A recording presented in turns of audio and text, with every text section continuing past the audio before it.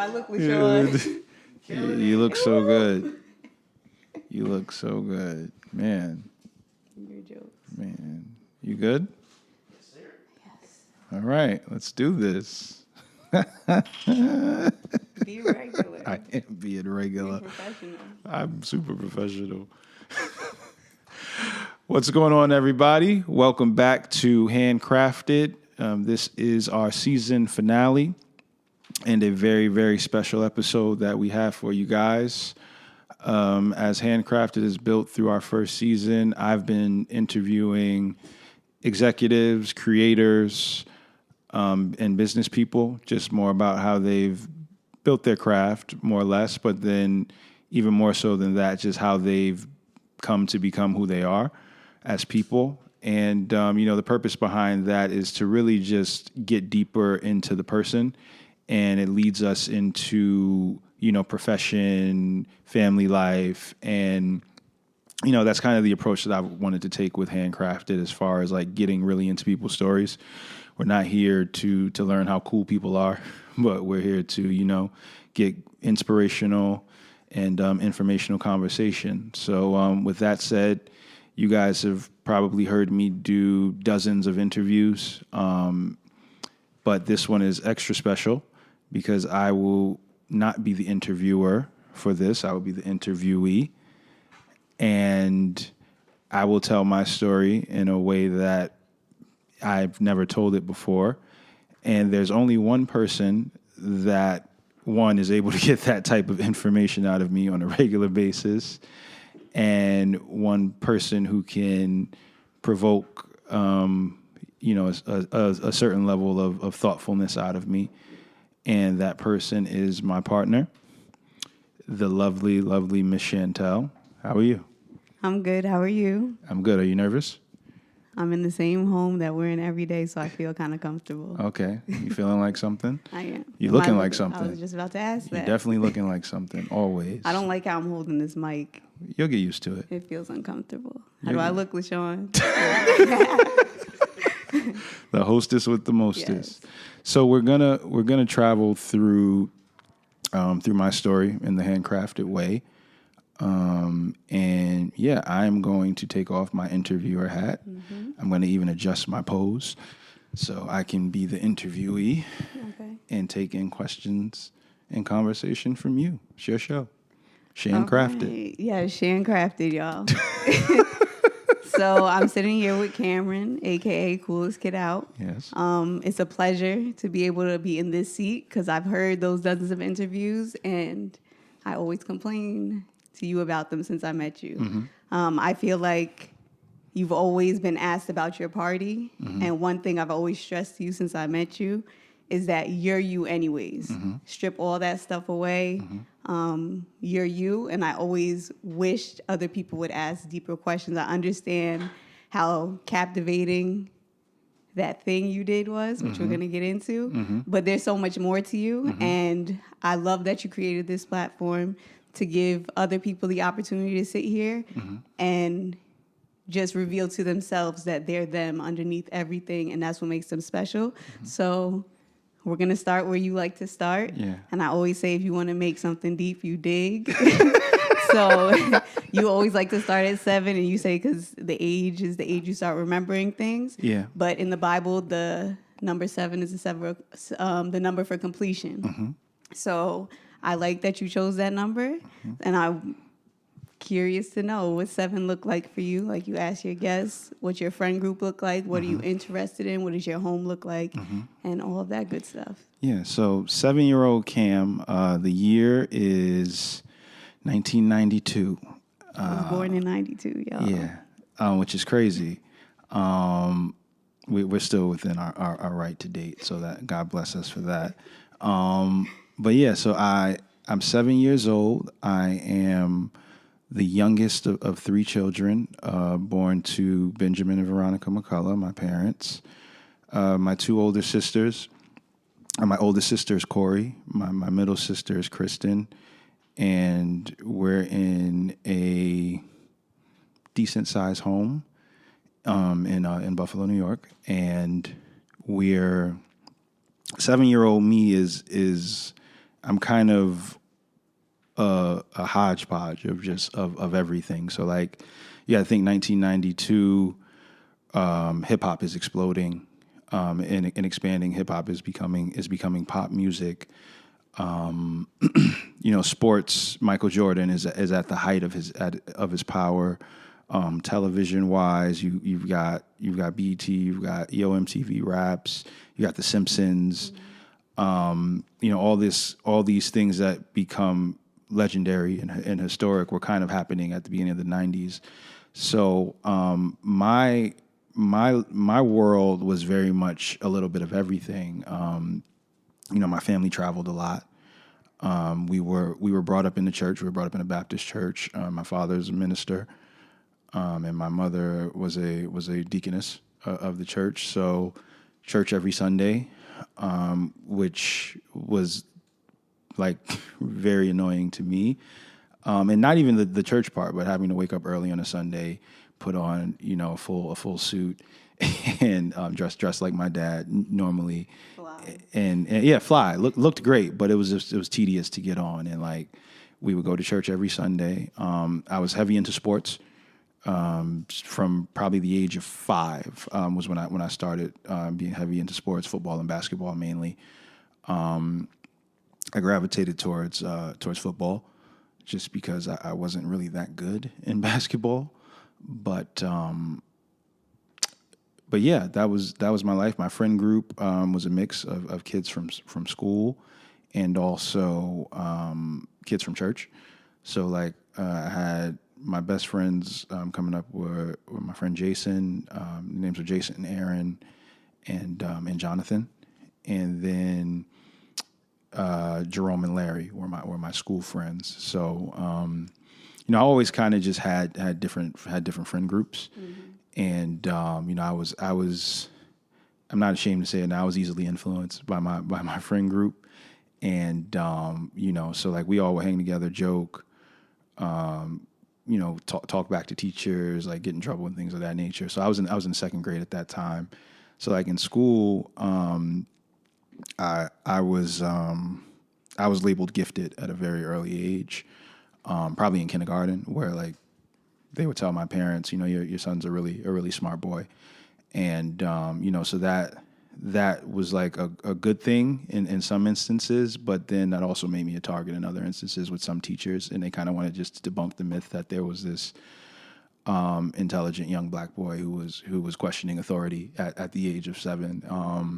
But that was breeded from my household. I was encouraged by my mother, who was an electrical engineer, a black woman with a master's, who was the first of her family to graduate college.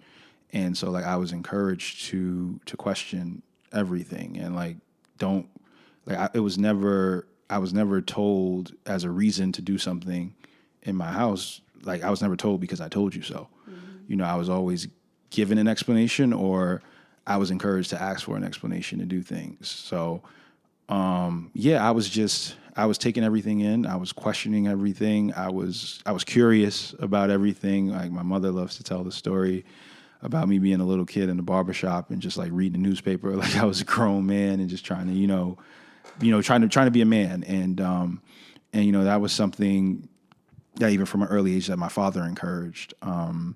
He would joke. My father worked many jobs. Sometimes he would work 2 shifts in a day. He would work overnight shifts, and he would always do this cool little thing where he would tell me, when he leaves the house, I'm the man of the house. And that was like, while it wasn't true, it made me feel like something, and like feel a responsibility, not just towards my household, but towards my family, and being almost to my sisters like a big little brother, So that was me at 7.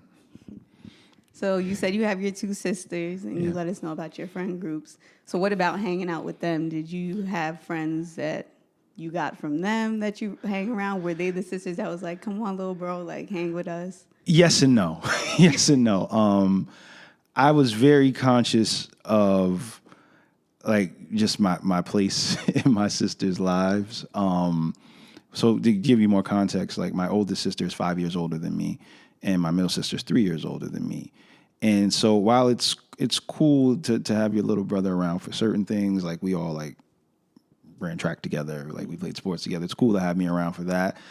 Maybe, like we would go see to see my aunt and my uncle and all my cousins, and then like it was cool to have me there. But they didn't really want me around for like when they just wanted to be young women and like go and like hang out with their friends and do whatever it was that they wanted to do. That really wasn't the time to have Cam around. And I actually appreciated them for that, because what that allowed for me to do was to kind of just discover the world on my own and like, find and make friends. And even when I was just by myself and to myself, I was exploring via books, via magazines. And so I was still experiencing the world just through different lenses, whether it be me outside on my block, like playing with kids, or, being in the house with my mom watching Matlock or Perry Mason. And like, so I felt like I spent the amount of time that I should with them, and I wasn't short on them looking out for me at all. So like when they would look like especially my older sister, Corey, like I tell this story all the time about her, and she's probably going to hate this, but, growing up, I didn't have an older brother. Mm-hmm. Like I had older male cousins and guys from my hood who would look out for me. But my first protector was my oldest sister. And by protector, I mean like Corey would put her hands on somebody for me. And that's rare, because it's like you don't want, you also, like as a kid, you don't want your sister fighting for you. Mm-hmm. But Corey was one of them ones. So and that was something that was just so special to me, that like my sister, at the drop of a dime, like even at the slightest hint of disrespect or the slightest hint of somebody bothering her little brother, like I could always say from my parents to my sisters to my cousins, like nobody plays about me when it comes to Cam. Like nobody plays about me in that regard. Like they're not going to allow somebody to disrespect me in front of them, which helped me with my attitude towards myself as well. So I was a bit of a hothead growing up as well, but I didn't get into a crazy amount of fights when I was younger, just because like I had a crazy like talk game. Mm-hmm. Like I was able to, and like I looked serious, and I wasn't a small kid. Mm-hmm. I wasn't huge, but I wasn't a small kid, and people just knew my family, so they knew that we wasn't to play with like that. So you talk about being labeled as gifted. Mm-hmm. You're into your football, mm-hmm. and you have a strong support system in your entire family. Mm-hmm. So how does that help you in traveling on to middle and high school? So it really helped me as I started to experience, as I started to have my first experiences with like rejection and with discipline. So like in school, I was in a public middle school, mm-hmm. And I was always getting in trouble for some things I should have gotten in trouble for, but then a lot of it was just kind of them singling me out. And I remember, like I was in the 4th or the 5th grade. I was in 4th grade still, and I was like getting suspended for silly stuff, mm-hmm. like not standing up to say the Pledge of Allegiance to the flag, like, which was just like so crazy to me, because like even at that very young age, again being taught to question everything, like I was like, why do we stand for this? I was also pretty well versed in my Black history at the time, so I'm just like, I don't understand why we need to stand for this song. Like I'll sing it, like I have no problem singing the anthem. Like I'm not sitting there silent or thinking about, like I don't understand why we stand for this every single day. And my teacher at the time, Mr. Salvo, who was an Italian American, he was pissed. So he sent me to the assistant principal's office, who just happened to be his brother. And he was like, yeah, we got to suspend you. And like the only thing that bothered me about that is that my parents had to take time out of their day to come get me mm-hmm. from school. And so that's usually why they were pissed. So, but like I appreciate it, even because I did get disciplined growing up, and even within that there was always a message with it, and like I didn't get get disciplined just to get disciplined. Like my mother would always explain consequences to me. And so I understood like if you did something, there were consequences. I understood that at a very young age. But anyway, so, but I was always supported. I never felt unloved. I never felt like I didn't have my family's full support. And something that upset me at the time, but ultimately was for my best that my mother did was she took me out of the school before they expelled me. Which sounds crazy that they would expel a 10-year-old kid. Were you still gifted at this time? Yeah, but I was still, but then that was the thing. Like I was a kid, I was getting suspended and I had like a 98 average, which was like the great. So I would get like the high achievement awards and like I literally wasn't getting perfect attendance awards because I was suspended, which was insane. Which the school system is another beast. But so yeah, so my mother took me out. And she put me into a smaller Christian school. So this is I'm in fifth grade. She puts me in a smaller Christian school, and it's like a total culture shock. I go from a huge school with probably like 40 classmates in each class to 10 people in my class, and I was pissed. I had to wear a uniform. I posted the picture a couple of times on my social media, me in like the bow tie and the cardigan sweater. Amazing. Yeah. So I ended up at this Christian school and, I hated it. And I didn't feel like academically stimulated. Like there were no sports. Mm-hmm. There wasn't even like, a basketball team, or there wasn't even a gym at the school. So like I was livid, but within my first 3 weeks there, the teacher, Miss Kelly, Denise Kelly, she was like, I remember I was getting ready to leave school. She was like, "I need to talk to your mother." And I'm like, "What? Like what? I got PTSD. Like, come on." But then like she's talking to my mom, and she's like, "I don't know how comfortable you are with this, but Kameron doesn't belong in the fifth grade."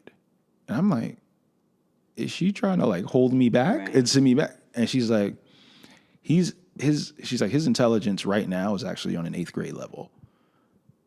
And he loves that. And my mother, I do, because there's people who don't know this about me, and I was one of those kids. So like my mother was hesitant to even let me skip 1 grade, but she's definitely like, I'm not skipping him, 2-3 grades, because then kind of she was very aware of like social like things, and she didn't want me to be that immature socially and that behind where like I'm going, I'm going to class with people 3-4 years older than me. Mm-hmm. So, just even her having that to say, oh no, like we'll reward him for his gifts and let him skip 1 grade. So I spent 2.5 weeks, 3 weeks in 5th grade, and then I went right to 6th grade. And, I did my time at the Christian school. I'm saying it like it's a bid, but no, I did what I had to do at the Christian school, graduated.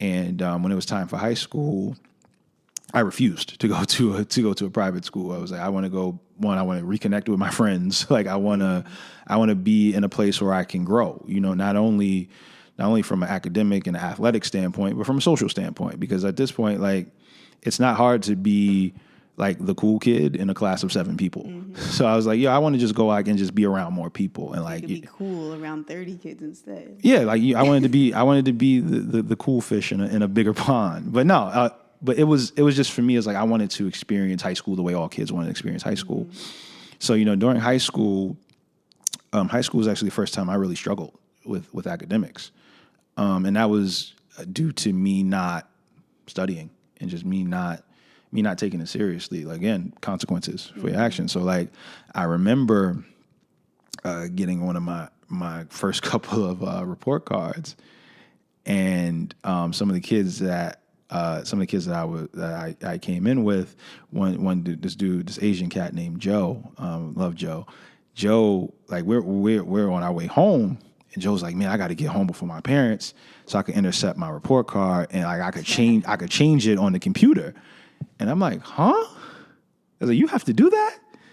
And he's like, yeah, bro. He's like, I can't. He's like, I live in an Asian household. I can't walk in with 75s and 77s. I'm like, you got a 75 and like an average, because in my head I'm still thinking I'm doing these great things, and like I did good with like tests and stuff, but I wasn't doing no homework, I wasn't doing no assignments. So then I got home, and I remember it had to be my first report card. My average was like a 72, and that was unheard of for me. And like I just remember the shock on my parents' face. And like a whole sit down, like super serious, like, yo, what is going on? And I'm like, I'm doing it. And then, but then, you start to have parent teacher conferences and all that. And they're like, yeah, he's not doing any work. Like he's showing up and doing tests and doing that. But like, he rather sit here, socialize, joke, like the same I was doing when I was doing it like middle school, but it didn't matter as much. Whereas like, I'm in a specialty high school, like studying to be an engineer, and it just wasn't, they wasn't going for that. So, I had a long and serious talk with my parents, and, I was blown, obviously, but, cause then I got like privileges revoked, like no internet. There was a time, kids, when you had to go on one computer to get on the internet. So you had designated time to get on the internet, and I was like AOL. And I was like, I was an internet junkie. Like I was on everything. So then, mainly like sneaker forums and stuff, but I was on all that stuff way back when. And my mother was like, no internet and no TV, like you're going to study, you're going to do your work, and that's that. And so, I resented them for that. But it really like, quote unquote, sobered me up and got me serious into my academics, to where even when I got serious, some of the stuff was still difficult. Like I really struggled with like science, but math was like second nature to me. Like I went through everything, algebra, geometry, trigonometry. I did all that. And like, I always had like high scores in math, but a lot of the other stuff I struggled with started to show me just like how big the world is, in a sense, because it's like you can be really good at one thing, but that doesn't mean you're automatically good at the next thing. And one thing about me, which and most people about me know, is like, because of those labels as like gifted and like as a student, and then like even at athletics, like football, I was great. I was an excellent football player, but like if there were things that I wasn't good at, I'm not going to apply myself into it, and I'm going to get very frustrated, and I'm going to shut down. So high school was really a struggle in that sense for me, but I did what I needed to do, not only to graduate, but to be able to go to college. And my high school experience, like, high school is where a lot of people like kind of find themselves. And like, as I look back on my high school career now, it is very, very, very sibling of my life. And even like me today, whereas like I didn't really have a crew in high school. Like I was kind of cool with everybody. And like, I had the guys I ate lunch with. I had guys from my football team that I would hang with, but it was never like a crew of people. Like I didn't like, there wasn't a set group of people that I would hang with. And even like down to the authority piece, all of my teachers hated me in high school. Why? Just because. Honestly, why? Because I looked like wasted talent to them. Like they thought they knew I was brilliant, but they just knew, even when I kind of got my act together, they knew I was doing just what I needed to do to get through. Yeah. And I remember I needed to, this was when Regents had just became a thing in New York. And I needed to pass physics to graduate. And I remember this guy's name was like Mr. Boudreaux. That was his name, Mr. Boudreaux. He was a prick, but forgive my language, but he that's what he was. And he wasn't giving me anything all year. Like I'm trying to like build a rapport with him, because like I started to realize I have relationships with teachers. They'll be a little more lenient on me. Like they'll let me kind of just flow. Mr. Boudreaux wasn't with none of that. So then like I was struggling with physics all year, and like I didn't have, my grades weren't high enough that I could fail the final exam and still pass. So there's all this pressure to pass, and it's like super dramatic the way he like tells me I passed and all this stuff. It's like a movie, and I was annoyed, and he was so upset because he was like, because when I passed, I got like an 89 on the final exam, and he was like, you could have been doing this your entire career here. And I was like, yeah, I gave some lame teenage excuse, and he's like, no, Kameron, like you scored in like the top 5 percentile on the SATs. Like for those people who don't know, I got like a 1390 on the SATs. So he's like, you scored, like he's like, you're brilliant, but that will never shine fully if you don't apply yourself. And I'm 16. I'm like, whatever, man. Like I'm just relieved I passed. I get to go to college, and yeah. So, but during that whole time, I just know that was an extremely frustrating time for my parents, because my mother especially, she always knew. She was like, you have the potential to be as great and as big as you want to be, and you can do whatever you want, but you got to want to do it. And to her credit, she kind of just let me figure it out. She let me figure my life out. And yeah. So you were at this high school specialty focused on engineering. Were you actually interested in that track? I was. Okay. I was, because of my mom. Like my mom was an electrical engineer. I knew how much that paid. So I was like, my mother's job to me was cool because she was always solving problems. And so I thought of that to be great. Now, I didn't want to be an electrical engineer because I didn't want to get into wiring and like all of that stuff. So I actually picked up architectural engineering, which in hindsight is 12 times harder. So yeah, I studied to be an engineer. I took all those classes in high school, and that was actually my first major in college, was architectural engineering. You're crazy. I'm nuts. You're crazy. I'm nuts. So you said 16 is when you completed your regent. So you're leaving high school at 16 years old? At 16 years old. So this is the summer of 2002. My birthday's in July. So when I graduated from high school, I was 16 years old.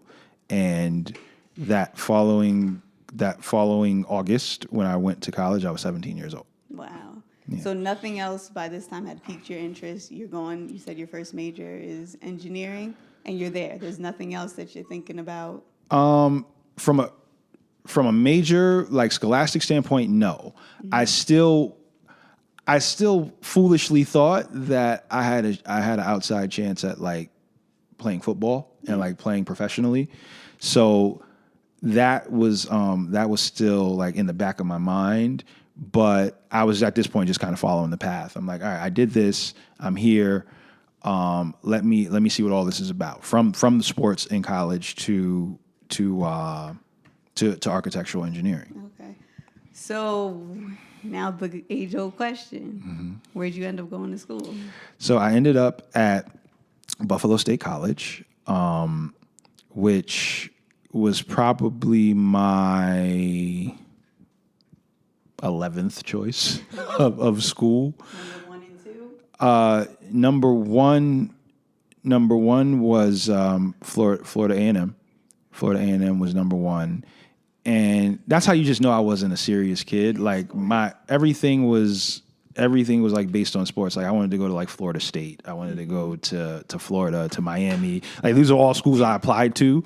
And I remember like getting accepted to some places, and then what's actually interesting, which I didn't say, I had an offer to go to a JUCO to play football, SUNY Canton, and it's in the middle of nowhere, New York, and I thought long and hard about it because like sports was really my dream, but I was like, if I go to Canton, I'm gonna be near no one or near anything. I'm going to be in the middle of the woods. There's nothing but like an outlet out there. And I was like, I just don't know if I'm ready to do that, because in my head I was like, well, what if I go there and I don't like anybody? Like I'm gonna hate school. I'm gonna drop out of school. And at that point, my mom was still the only person from our family, from our immediate family, to have graduated from college. So I was like, I gotta try. I gotta try. So I ended up at Buffalo State College, and Complete culture shock, even though you stayed. not complete, but some differences. Like I was even like giving you like a peek into like my social life and like what that was, and in high school. In college, totally different. Like I was like, this is like, for people who don't know, like Buff State is one of those schools that just it has so much culture and like people from everywhere. So you got kids from the city, you got students who come from Canada, you got students who come from the South, like kids who come from Florida to play football. So there was like all of this happening on this small campus of like 6,000 students. And I was like my freshman weekend, like orientation weekend, they threw like this party in the student union, and I was always kind of like chilling in the party. Like I'd dance a little bit, I'd go have some fun, maybe catch a dub. What dance you were doing? A few. None that I'm going to show in this chair. I need to know what dubs was you doing. No, I was. There were some quality dubs back in 2003. It was a lot of it was heavy dance hall. It was, so yeah, that was I remember my freshman weekend. I was like, yo, I love college. Like, so like, it was just party. I wasn't drinking yet. I didn't really drink a ton my freshman year. But really first semester of my freshman year, I didn't drink a lot. And yeah, I was partying a lot, and Still being a student? Kind of. Like I wasn't terrible, but school was priority, but it wasn't high priority. Like I'd go to class, but like I wasn't paying attention. Like, and then that was something that was different for me than high school. Like when I would like put my head down to sleep in class in the lecture hall, nobody said anything. Yeah. And I was like, oh, this is fire. Like, so like, as I was experiencing that, but then I ran back into consequence, which like, I'm going to say my first semester, I probably had like a 1.6. Yeah, like a 1.6 or 1.7. You're wild. Yeah, and again, sobering. Let's pause. Yeah. So this is probation territory. Yep. Are you paying for school or financially? Paying for school. Paying for school. So I'm paying for school because my parents made too much money, and they weren't willing to lie on my application. So so yeah, now it's like I'm kind of wasting money, and this is already after explicit conversations with my mom about, because even at this point, I think Kristen was still in college, but Corey had just been out of college, and she had just recently had my oldest nephew. So I was told very explicitly by my mom, like, yo, we're gonna have to figure out how we're paying for school. And like that was a huge part of the reason why I went to a SUNY and not out of state. So even that, like it was her money and my money. So, and yeah, it was bad. And so I was in the probation area. I had to go to like a hybrid program between the community college and Buff State. And yeah, and that was another introduction to consequences. But one thing I will say about college is, for everything that I didn't learn in the classroom, I was learning outside of the classroom. I was learning. So we went through your elementary, middle, and high, and there wasn't really that conversation about a crew or friends, which is crazy to me because when I talk of middle school and high school, it's friends sprinkled all over. So we're at your freshman year of college. Yep. Still really no mention of your social group. Yeah, still no crew. Okay. Still no crew. But again, kind of just cool with everybody. Okay. And this is a funny story. People who know me will laugh at this story. So I tried to like assimilate a crew in college, and it was me. This Dominican cat, two other dudes. So it was like 5 of us. Mm-hmm. And I'm not gonna say names for various reasons, but that was kind of my crew. And we was going out, we was partying together. Back then in college, we're all dressing alike, so we're trading jerseys, authentics, throwbacks, and things of that nature. And so one of the guys, like we were probably the closest at the time, and we had fell out. And it was a really silly reason we fell out. So that thing dissipates, and I'm like, see, this is why I don't be hanging with a bunch of people. But then like he sees me out. It's like one of the last parties of the year. So it's an alpha party at this club called the Pleasure Dome, which sounds crazy now, but it was this party called the Pleasure Dome, and it was alpha party at the Pleasure Dome. Excuse me. And like I'm in there, and mind you, this is, I believe, this might have been 2003. Yeah, this might have been 2003, because I remember the white, red, and black twos that just came back out. And this is when cats was heavy with the Dickies and all that, and flight jackets and all that. So I had just got the twos, me and my homegirl. So, I had a car. So we're driving to the party. We're like, yo, we're hyped to get through a year of school and all that. So we go to the party, homies there with the same cats that I no longer hang with. And they tried to jump me in the party. And for anybody watching, like, that was not my fault what happened. But they tried to jump me. I held mine. I got decked probably twice, but like I definitely knocked him out. And so what do you mean they tried to jump you? They jumped you. Yeah, no. Because to me, a successful jumping, like, they would have gotten the best of me. Like, I would have been on the ground. Like, I say try because I never touched the ground. Like, I never touched the ground. I got decked a few times, but nobody stomped me. Nobody, like, put me on the ground. So I feel like that was an attempted jump. You didn't get beat. No, I didn't get beat. Jumped. I didn't get beat. I didn't get beat. Thank God I've never actually lost a fight in my life. But but I don't promote violence at all, or fighting, just defending yourself. But no, but yeah, so they tried to jump me or whatever, and so that caused this whole thing. And I'm chilling because like I was like, yo, they didn't get the best of me. Mm-hmm. So I'm cool. And then like people start hitting my phone, like from school and everything, like, yo, you gotta retaliate. Oh my gosh. And I'm just like, nah, man, like I'm cool. But it was like they pulled up to my apartment, like, nah, let's go. Like we gotta go retaliate. So I won't get into the details explicitly. Shout out to Buffalo State. You did choose violence. And the University PD. I chose to honor my name and myself.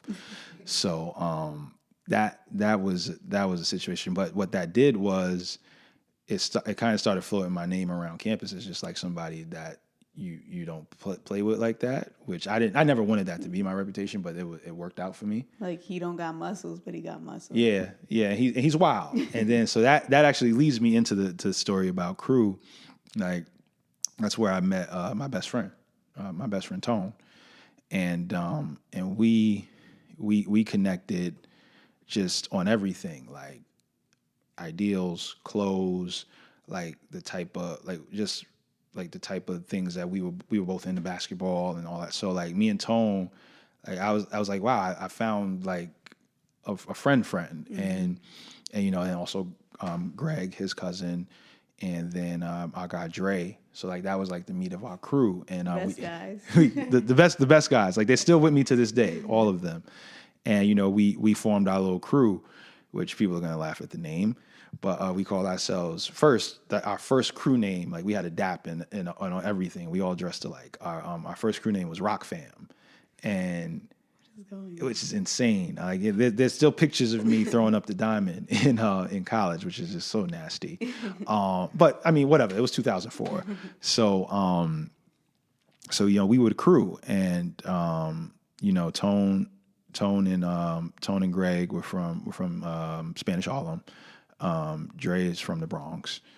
And we just rolled as a crew. Like we went everywhere together. We did everything. Like that was the first semblance of a crew for me, which I loved them. And it was like for the first time that I didn't have to argue with people about like anything. It was like everything was just easy. Like the jokes, like splitting, getting gas, like splitting food, like going to the club, like even like down to the women that each of us were dealing with. Like there was no intersection with stuff like that. So it was good to finally have a crew, and that had given me something that I had never really had in my life up until that point. And I say they made those years great for me. And I remember when I was going to pledge and do the fraternity thing. I went to go pledge Kappa.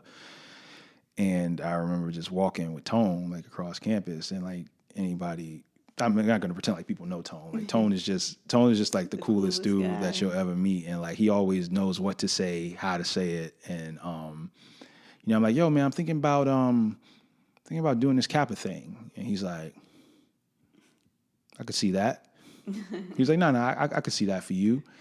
He's like, yeah, I was thinking about doing something too, but I'm good for now. But it's like, dudes from the hood is this and that, but like he's like, no, I could see that for you. He was like, and Tone just like knowing me as well as he knew me, he's like, you get into that, that's just gonna open up so much for you. He was like, you're gonna go in there, and you're gonna do exactly what you need to do with that.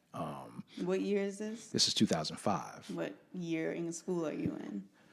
At this point, I am on paper a junior.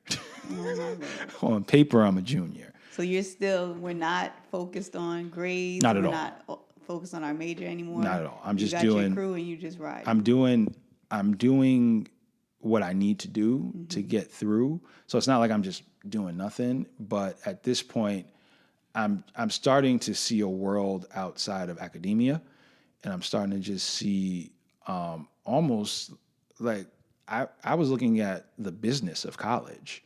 And I'm like, yo, like all these student organizations get all this budget to do these things. And I'm like, this is so different. And then like I'm seeing what the fraternities are doing. I'm seeing what the student organizations are doing. And then I'm starting to look at college as a business. Okay. So mind you, at this point, I've switched majors like 4 times. So I'm in economics and finance at this point. And I took that up, one, because it was easy, but 2, easy for me. Let me not say it's an easy subject, but it was easy for me at the time. And also because I just knew that nothing moved without the money. And that was where I chose to put my attention to. And, it served me well. Like I learned a ton in macro and microeconomics. Like I learned all of that stuff. I learned accounting. I did all of that stuff. So, as I'm still doing those things, it's just like the social and the business of college was way more fascinating to me than a classroom, than a lecture hall. So yeah. That's exciting. So the money, you're focused on the money. Always. Where's the money going? Always. And you got your crew. You're into being social at this point. So now what are you doing? Like, what are you into? Because before I asked you, did you have an interest outside of engineering? And even walking through just now, didn't hear anything about your interest. So now we know you're into the money. You got your little crew. Y'all running ragged all around campus. Yeah. Why ragged? It's not because ragged. I know y'all. We're running. Fair. What are you interested in for real that ultimately feels like it could turn into a thing for you? So I was throwing parties even back then, and I got my start under this guy named Bart Williams, who was a genius at just like throwing events. Like he owned a club at the age of like 21. Like he was a genius, and like Bart, he showed me everything. Like he showed me everything from like how to be like a street team person and like pass out flyers, how to get people to take your flyers, to then like showing me the business of the party as well, from like how to run the door, what does a bar mean, like bar guarantees and just like coat check and just like all the different ways you can make money, also down to who you had to pay. So like, security, DJs, club owners, things of that nature. So like I learned all of that stuff under him, and I was throwing my own parties under my crew's name, which was Cool Kids Entertainment. Go figure. And as I was throwing parties, I had my partner, my line brother Derek, and my other line brother Donnie. We were throwing parties, and we were doing we weren't doing the biggest parties, but I felt like we were the guys who would get everybody to come. So like our parties, like, and people who've been to college know, the fraternity parties bring people out from everywhere, and we would throw some crazy parties, and we had some issues with like the politics of it and with like the chapter and stuff. So we weren't able to throw parties as Kappa. We had to throw them as Cool Kids, but it would still be a Kappa party. But mind you, while I'm doing all this Greeky Greek stuff, like my guys are right here with me, so like even down to like road tripping, like we would go on the road to throw parties or go to other people's parties. And, people, like, I feel like party promoting gets a bad rap these days because, they either see people as like janky or something else, but, party promoting really was my introduction to business. And I learned everything, like down to those very important things, like who to pay, like, who to take care of, like who's valuable. Like, there's certain guys or certain girls that you would let in free because they're going to get it popping, or they're going to be the ones to evangelize your party. There's certain people you put on your street team because you put a certain woman on your street team because guys are going to follow her to wherever she goes. And would you have put me on your street team? No, I would have kept you in my dorm room. Put baby in the corner. Yeah, that's a fact. They'll only come out for the special ones. But yeah, like I learned business through party promoting, and I loved it then. Like I really loved it. I loved the feeling of throwing a good event. Like it kind of gave you some cachet on campus, so you could talk your talk a little bit and be like, yeah, we threw the best, whatever. So I got that aspect of it too. So yeah, I think those are my interests. Like sports, I went by the wayside. There was no more of that. I didn't have an idea of what I wanted to do for a career yet, and we'll get to how I actually started to find a career. But yeah, I was just enjoying all of what that fraternal college party life was. So you get to the end of your college career. Very long time. Yeah, very long time. Enjoying the hell out of Super that. duper senior. And I'm sure, because I've met your mother, the first time I met her, what she said to me was, I'm just so blessed my son is alive. Yeah. She's like, I always had to worry about this guy. Yeah. So you make it through college by the skin of your teeth because of how it started. Skin of my teeth and my feet. And your feet. Yeah. And you say you don't have an idea of what you want to do. How does that affect your mother, who is very... So for like my mother is just very structured and very regimented. Like I wouldn't say we grew up strict, but we grew up with direction. Like we grew up with a lot of direction. So it's very much like you're gonna go to school. Like people have said, like school was just a formality. Like no, like you don't get an award for doing well in school. You're supposed to. And so at that point, I'm driving my mother crazy. Because she's like, well, you need to get a plan. First, like, it was just about, like, getting out of there. But then it's like, what are you going to do? What are you going to do? And I'm like, I don't know. Like, I had a decent job. Like, I was actually at the time working for Geico. I was doing insurance claims, which I was 22. And I was making, like, $24 an hour. So I was like, this is great money. I had my own place. I was like, but then I just knew like once I was done with what I had to do on the school front, I just knew I didn't want to be there anymore. So I was like, I don't know. I figured I'll save some money and I'm gonna head to the city. And as I was saying that, I could just see her like, wait, what? Like, because I wasn't the type, and like even to a fault now, I'm not the type to like discuss plans in full with people. I just do what I feel like I need to do, because it's planned out and it's like it's drawn out in my head, but it's not necessarily like communicated, properly to anybody. So I was like, yeah, Mom, I think I'm out. And she's just like, what are you gonna do? And I'm like, I was like, I don't know. But back to like the social and the business of college, I had a network. Like I had a crazy network, all the way from New England down through Long Island, down through the city, all the way to like Atlanta. I felt like I could go anywhere and do whatever. But I'm like, I remember one of my frat brothers, he was like, yo, Chase has this program. Chase has this program where they're kind of for personal bankers. I was like, what do you have to do? And he's like, oh, you get there and you sign people up for checking accounts. You get to, you sign them up for credit cards and all. I was like, oh, you're selling? So yeah, I was like, I can do that in my sleep. So I was like, like, put me on. So he puts me on. His cousin happens to be like the hiring manager. So I remember I go to one of the big branches on like 6th Avenue and like 55th, and I interview. And at this point, I'm like, I'm just there. Like, I'm like, yo, I get the job, whatever. Like, I'll figure it out. I was waiting to go party with Tone and them that night. So I get the job. And I'm like, oh, life is real. Like I'm an adult. Like I have a salary job. I need to find a place and all that stuff.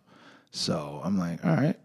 And I remember calling my mother, and like I could tell she was happy that I had found a job, but she was just like, I think how fast everything happened kind of unnerved her, and then she's just like, "Oh my God! Like my son is in the belly, and like he's in the midst of it." So, I do that, and I had to start like 2 weeks later. So I go back, I pack up my vehicle, and I bounce. And I remember just being so like the relationship between me and my parents really changing in that time. And because not only was I not their little baby anymore, but like I was a man in the jungle, And I remember like all of the phone calls are really concerned phone calls from them, and I was like, I'm out here, like I'm hustling, like not hustling, but I'm hustling, like I'm getting to it. Like I got my network, I still got that same crew, so like they're all back in the city, and we're rolling, and I was moving fast, too fast, and we were doing a lot, and loving it. Yeah, and just having a ball, and like and learning things, and just like seeing, probably for the first time in my life, like being able to see a world of just endless possibility, and and feeling like I had enough support just within my crew. Like if I needed something, like I could go there.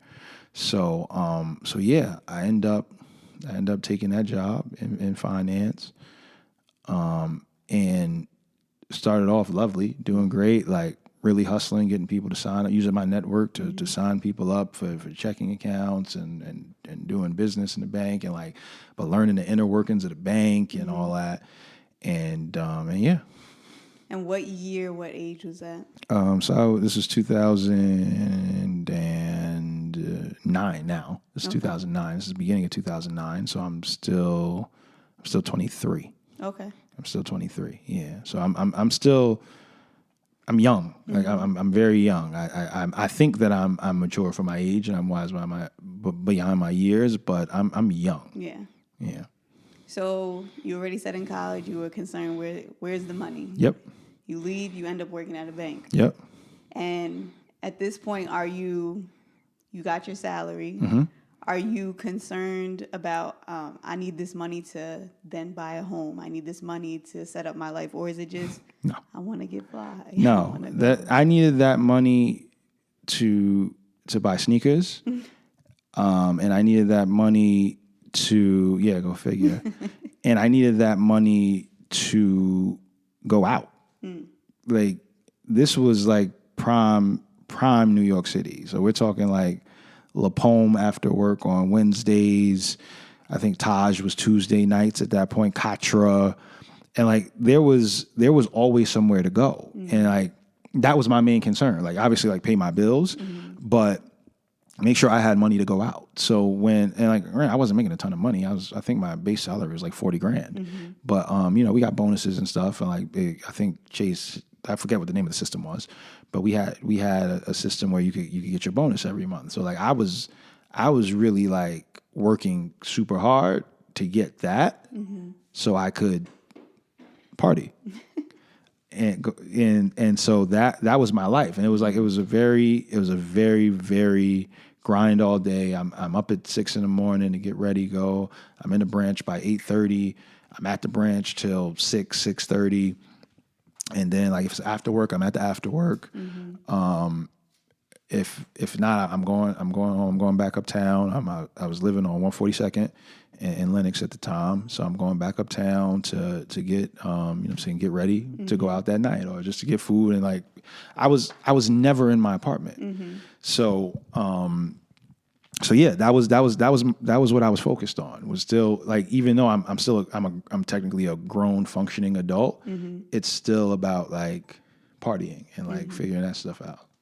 So clearly you didn't stay at the bank. Yeah. You're not at the bank today. Yeah. So how long were you there, and why'd you have to leave? So again, I was moving super fast, and just getting caught up in all type of things that I shouldn't have been caught up in. So I spent about 1.5 years at the bank, and I got mixed up. And I don't want to even say it like, I got mixed up with the wrong crowd. I made some terrible decisions, and that ended up getting me removed from the bank unceremoniously, and back at square one, trying to figure out life again. So I was there for like 1.5 years. Because this was a little over 1.5 years. I was there maybe like 20 months. Okay.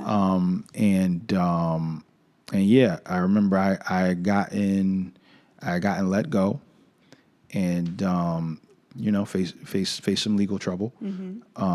This was, and what was so disheartening about it for me wasn't any of that stuff. It was the fact that the position that I put my family in, and specifically my parents, but also like just like the irony of God's timing. Like I had actually gotten arrested the week after my sister's wedding. So, I go from probably one of the 2 or 3 happiest days of my life to probably the worst day of my life, and then I had to really sit there and think to myself, like, man, all this talk about consequences in my life, like here I am, so that was very humbling, and going through that absolutely changed my life. And it just showed me the importance of not only who you're around, but what you allow. And all of the choices that I made had led me to that moment. And what I told myself is, now that I'm in this moment, I'm going to make sure, 1, that my choices never get me back here, but 2, that I'm gonna be better about like what I surround myself with, what I put out into the world, and the choices I make, which I got a little better at, but I still had some more growing pains to go. So you're done with your job. Are you still in the city? Yes, I'm still in the city. Okay. So I'm naively trying to find another job in finance. And, crazy. Because like at this point, like I'm trying every workaround way to get a job in finance, and it's just not happening. So I actually got connected with another member of the frat, and he says, "Yo, I got you. I got a gig for you." Like he knew my situation. I don't think he knew to the extent, but he knew my situation. He's like, "Yo, I was like, yeah, bet, I'm ready to work right now." Like, 'cause I was broke, and he's like, Still going out? Yeah, still going out on unemployment money, but You're wild. yeah, I'm just like everybody else now. So I'm like everybody else now. But yeah, y'all not original with being broke and going out. That was I'm not even saying I started it, but I was definitely on the forefront. I was on the forefront of getting the money downloaded on your card. Yeah, I got $405. Let's go live. That was me. Yeah, still buying bottles. Just stupid. But yeah, so my frat brother's like, "Yo, I got you. It's an accounting gig at another institution." And I'm like, "All right, yeah, I'm ready. What's needed from me?" He was like, "Wait, you still in Harlem?" I was like, "Yeah." He was like, "Yeah, well, the job is in Wilmington, Delaware." So I'm like, "Where?" He said, "Wilmington, Delaware." I was like, "All right, cool." So I get on my phone. I'm like, "How far is Wilmington, Delaware from the city?" And I see the time. I'm like, "All right." So I can't still live in the city and go there. Like, so I was like, "All right."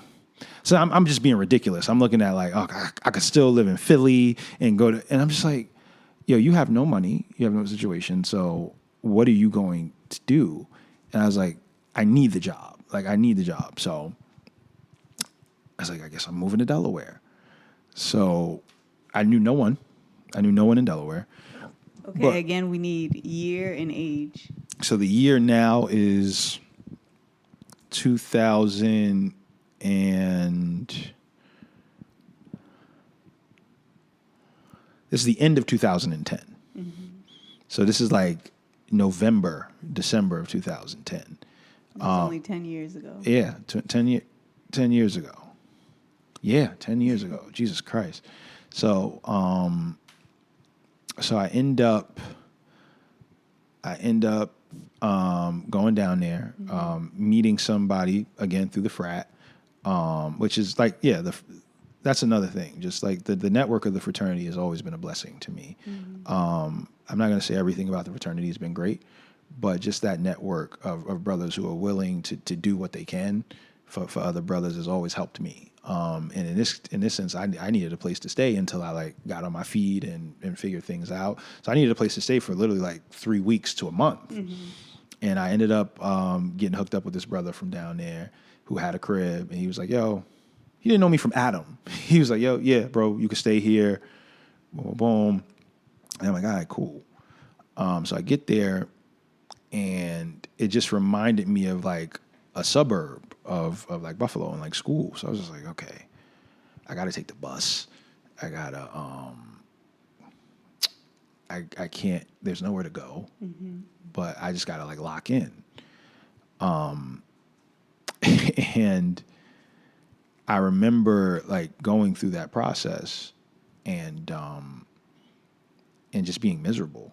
Like, because like I go from living this life that super fast paced.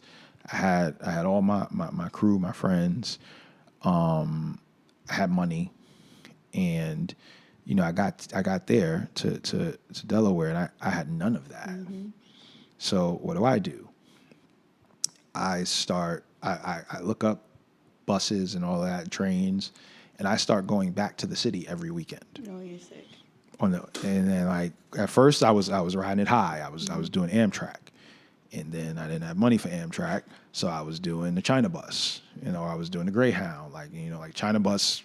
I think from China bus from Delaware to the city was like $10. So I would leave work on a Friday early, hop on a China bus, be back in the city by 8, partying. So like people didn't even know I wasn't in the city anymore, like because I was there still. And so, you know, I'm doing that, and I'm after about 2 months, I'm tired. And I'm like, I don't and I still don't have no money. So I was like, I'm gonna buckle down here and just grind until I could get back to the city. So because of my prior situation, I end up getting unceremoniously removed from there. Okay. So it's about 6 months. So now we're talking June 2011. Okay. So I was like, you know what? I'm just gonna go back to the city. So I get back to the city, and I end up staying with a friend again. I end up sleeping on a friend's couch for roughly 5 months. And shout out to her, platonic female friend, who just looked out for me and really held me down. And at this time, I'm doing odd jobs. I'm just trying to figure it out. So I'm bartending. I'm taking temp jobs. Like I'm really trying to just figure it out.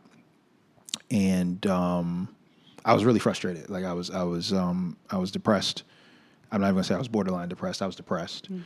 Because it's like even that, like at that point, like you go out in the city, like you go on a drink, date, whatever. You know what I'm saying? You don't have a home of your own to go back to, So that was really a dark time for me. But shout out to her for letting me do that and really use that time to not just get back on my feet, but get right and like start to figure things out. So as I was starting to figure things out, I got a call from a homie from college who was like, yo, because I was at this point I had no shame. I was putting it out like, yo, I'm looking for a job. Like I need to work. Like I don't even know what I'm able to do at this point, but like I'm looking for a job. He's like, yo, I'm over here at this publishing company. And he's like, yo, you could come in here and do operations. I'm like, what does that entail? Like, it didn't matter to me, but I wanted to know like what I'd be getting into. And he's like, yo, you basically, you're in charge of putting ads up on the site. I was like, that sounds easy enough. Like, I just had to figure out some computer work. So I remember I go and I interview, and like I interview with him.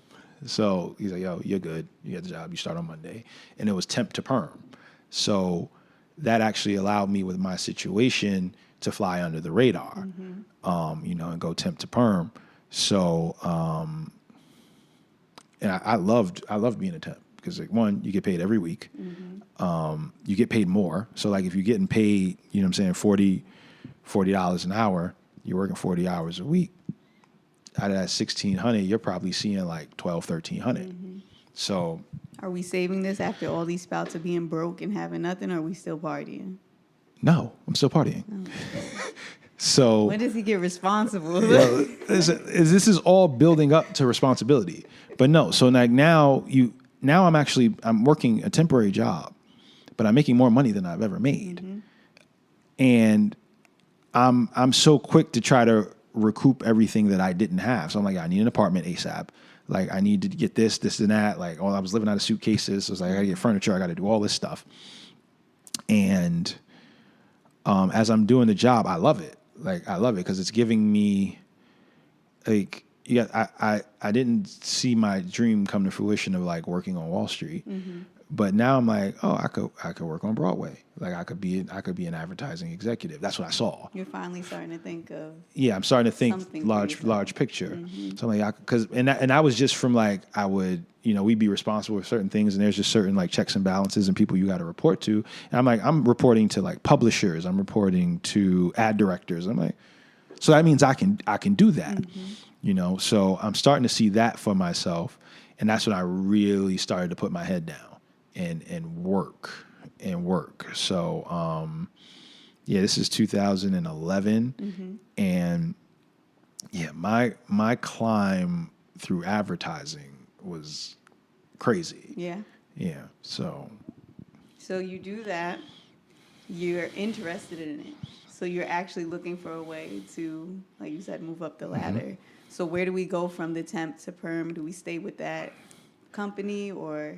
Yeah, so I'm still temp, and we had like a job posting for them, and this job comes up as for a media planner, and I knew what a media planner was because I worked with them, but I didn't know all that they did.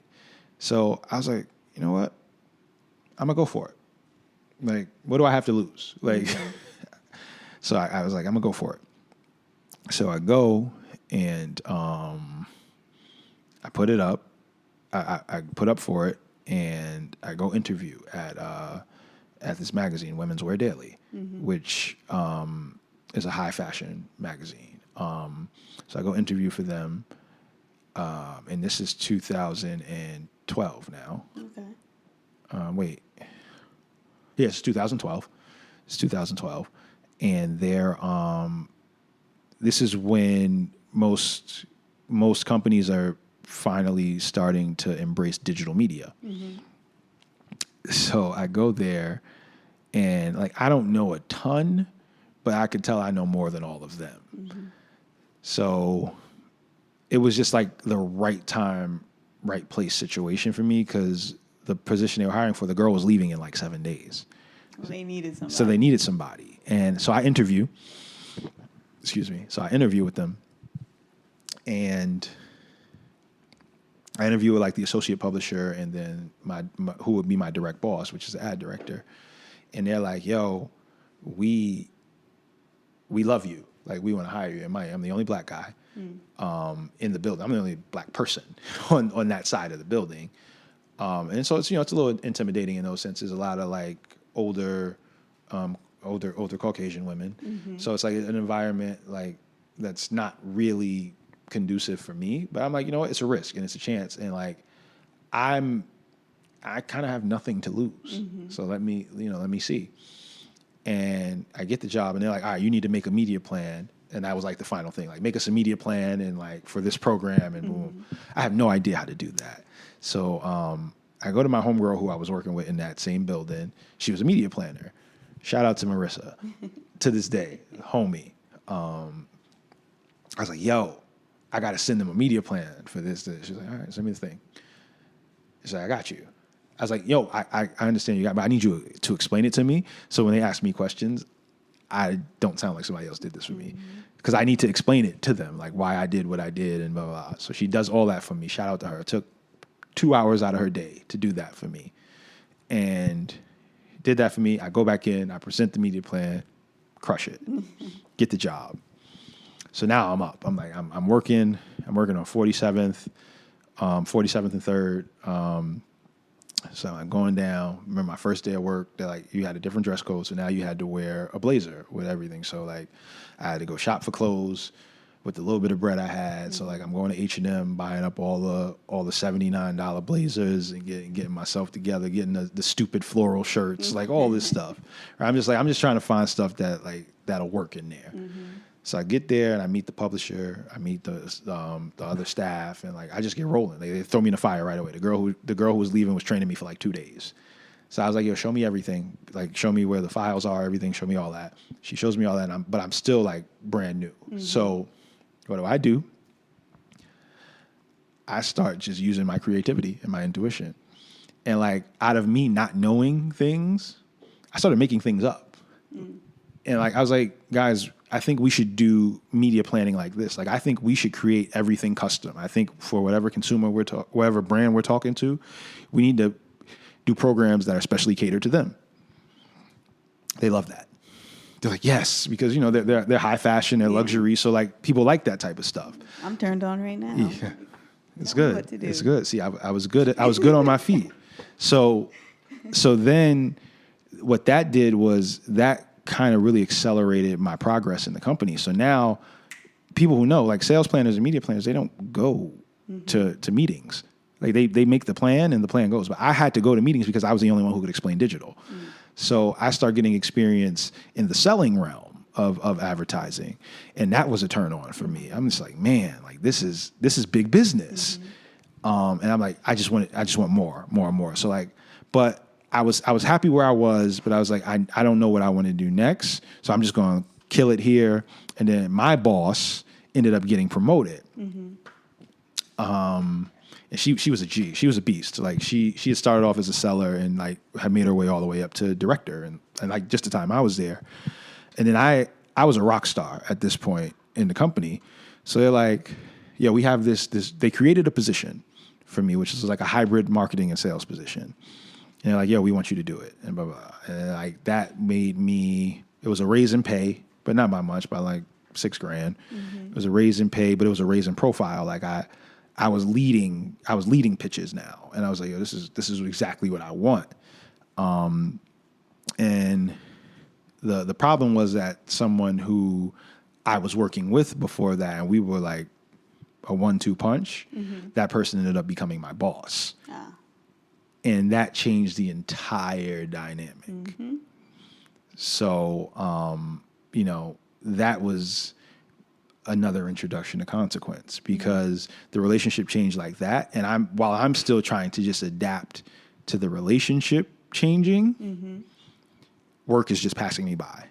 Like I'm missing things now. Like I'm not on top of everything. I'm not saving people's, like I'm not leading the way that I needed to. And so, yeah, 3 months into that role, I got fired.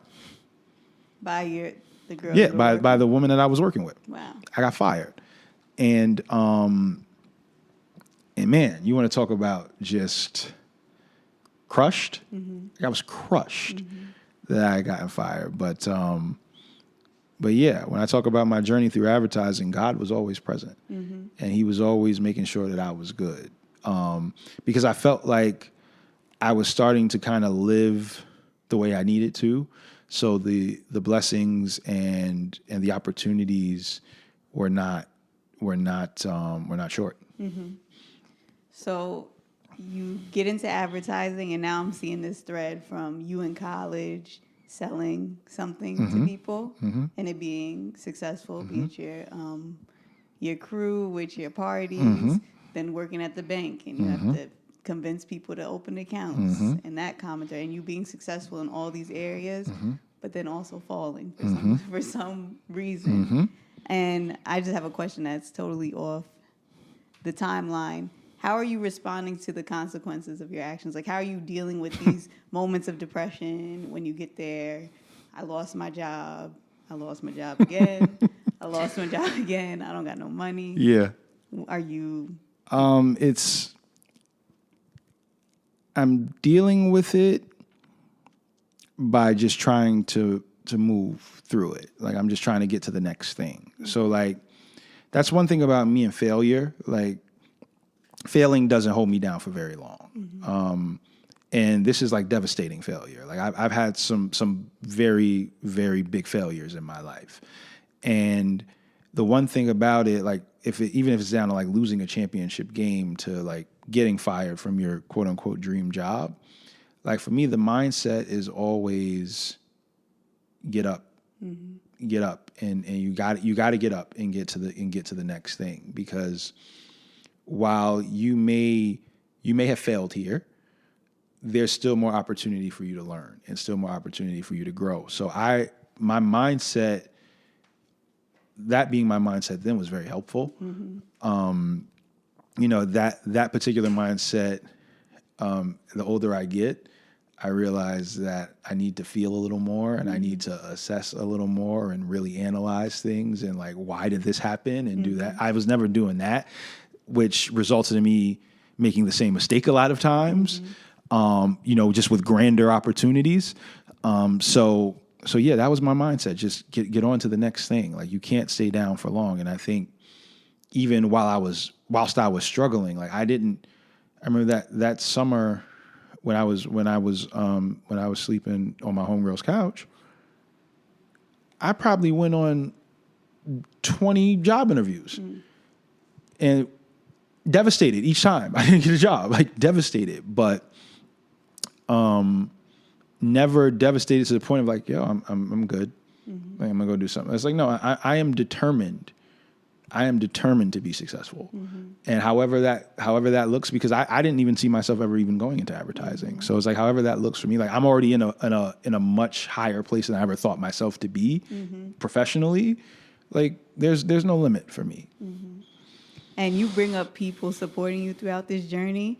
And that's so commendable because I think of a lot of people who have gone 8 hours away from home or not even that far.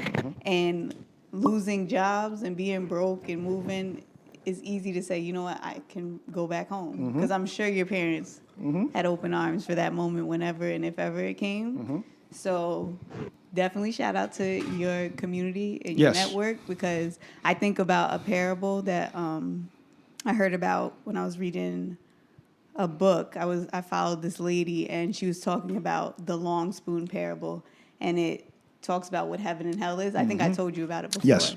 And that's what this sounds like, where you feel like you're in hell because all these things are going bad. But the reason it's heaven for you is because, yes, we do have these long spoons and we're supposed to eat, but we can't feed ourselves with a long spoon. Yep. We have to feed one another. Yep. So that is like a thread that I'm hearing throughout that has saved you from your hell many a time. Yes. So now you are devastated by this job loss. So I'm devastated by this job loss, and this is now spring of 2013, and this is a huge turning point in my life, because I get fired from this job. I remember exactly when it was March of 2013. I get fired from this job. Now I kind of got a black eye in the advertising space, because not only did I get let go, but that woman said some really nasty things about me in email to colleagues, which is just like a no and such a crass move. I pray she's doing well, but yeah. So I had to deal with that, and you know, and some other personal things at the time. So while that's happening, I'm feverishly looking for a job again, and I end up unemployed. And so now, like when I'm in that space, I kind of go back into a protective mode of like, all right, what worked the last time I was unemployed? Temporary work. So I'm looking actively. Like I'm interviewing with temp agencies to get placed, and they're giving me a lot of stuff, but it's just like, I don't want to do that. The money wasn't right, or the job would be in like Connecticut or Bergen or like North Bergen, New Jersey, and I'm just like, I don't want to do that. But also, while that's happening, I now have basically a new group of friends that I'm starting to build with, and they're different. They're different than my former group of friends. They're definitely different than my regular crew of Tone and them, but they're fun. They're talented. And we just start doing things together. We start doing events together, and you know, that around that same time was when Palooza was born. So you know, that thing is happening, which is fun. It's energetic. It's at that time it's a distraction, but you know, it's giving me something to like. You know, so I'm kind of putting some energy into building that, but I still know I need to live. I need to eat to live. So I end up actually catching a lick and getting a temporary job at Disney Television. Which is crazy. Like for people I know who don't know me at all, like if people were to look at my actual like professional resume, it looks nuts. No, I was somebody. I was moving, and you know, and I have I'm even more so somebody now, but I had a decorated resume. So anyway, I get to Disney, and that's a temp job too, but like the money's crazy, like the opportunities are crazy, like the conversations I'm able to lead and have are insane. And let me actually double it back. When I got fired from the previous job, I actually was interviewing that same week at Esquire magazine, and we'll get to Esquire even more in depth. But when I was interviewing at Esquire, the guy who eventually became my boss, he told me off rip, he was like, "Yo, this position," he was like, "Yo, bro, you're phenomenal." He was like, because at this point I knew everything I was talking about. He's like, "Yo, you're phenomenal, but I think this position's a little too junior for you." And I was offended. I'm like, well, I need a job. I was like, I'll take anything. But he was like, nah, I don't think it's right for you. Boom, boom. So anyway, That happened in spring of 2013 as well. So I started working for Disney, I want to say in maybe May or June of 2013. And, great gig, really smart people. And I started just to learn different aspects of advertising and different business. Because now you're talking about television. And that's completely different than just like the digital stuff. So I was working in Columbus Circle. And I was loving it. I was making great money. I was going to work. I was still able to live my social life. Most important. Yeah, it's always at the prevalent. But I had money, and and like that made me feel like everything. Like I can now do what I want to do, and still have some money left over. So shout out to Disney for that. And then so crazy, So I actually got a call back from the same recruiter from Esquire who had called me the first time. It's like, hey, just seeing what you're up to, what you got going on. We got this position that we've created, which was like a senior digital strategist role. I'm like, I'm down to talk about it, but I'm comfortable at Disney. Like I'm chilling. But I was like, yeah, she's like, yeah, come down to the office. We'll talk about it. So I walked over because it was on 57th, the Hearst building. So I walk on over and I interview with her. She tells me about the position and she's already has me pegged for it. She's like, if I say yes, it's my job to lose basically. So I'm like, she's like, we got a couple divisions. Like, where would you like to work? Like, as far as like the magazines. I'm like, I want to work on the men's magazines. Cause like one, that's what I know, but two, like I just think that's another world that I haven't operated in, which is publishing for men. So I get that, and now I have to go interview with the head of the department, which is the same gentleman who interviewed me way back when. Shout out to Bill. And he's like reading my resume as I walk in. He's looking. He's like, oh, this is good. And then he's talking to me, but he's like, his face is in the paper.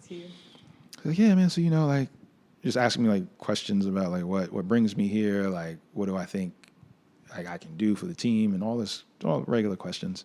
And then he looks up. He's like, yo, it's you. I said, yeah, same guy. He's like, you were the guy with all the ideas and the creatives. I was like, yeah, that was me.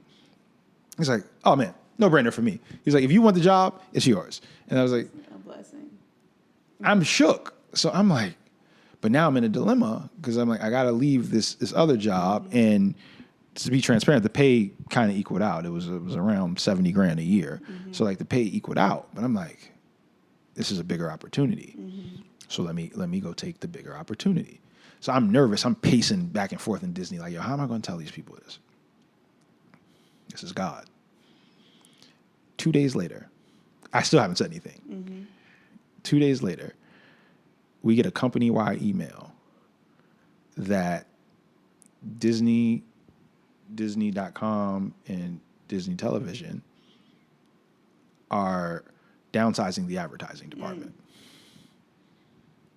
Didn't have to say a word. So I'm like, and when I tell you one of the saddest and happiest days of my life, because I'm sad for my colleagues, like they are devastated. Like people don't have jobs. Like these people have families, kids, like they no longer have jobs. And I'm just like, I'm emotional. I'm like, God, why are you looking out for me like this? Because like now I have somewhere to go. And somewhere better to go. So they come to have the talk with me, and I was like, guys, I've been meaning to talk to y'all. Like, I've accepted a position over at Esquire. I'm going to start in like 10 days. They're like, oh, good for you. So I was like, so I left, and I went into Esquire, super blessed. And yeah, that chapter of my life was just up. It was turned up. So you get this blessed opportunity. You're in there. At this point, did you see yourself staying there? Like, this is my career. I saw myself retiring. In advertising. And at the same time, you are doing. Yeah, we're doing the party. We're doing the events. And they're booming. Okay. But I loved what I did for a living, and I could never have said that before. Like, I loved what I was doing. Even at the other advertising stops, I didn't love it. I was good. But Esquire, I loved it because of the people, because of the type of work we were doing, and just the amount of leadership and responsibility that I had. And I was working under a phenomenal leader. Bill was a phenomenal leader. And I learned so much there during that time that, I was in euphoria at Esquire. Like I moved from that role into another role within like 9 months. I was basically leading strategy for the entire organization. Like, so like I was at the quarterly or like annual meetings, they were presenting my work, like talking about like stuff that I did and stuff that I created. So like, it's back to that rock star feeling and like really feeling like not only do I belong, but I can grow here and I can lead here. Like there's no limit to what I'm able to do in this space. And little did I know that would end unceremoniously as well. Man. And how did that end? So, back to my situation, my legal situation. I had to take a short vacation.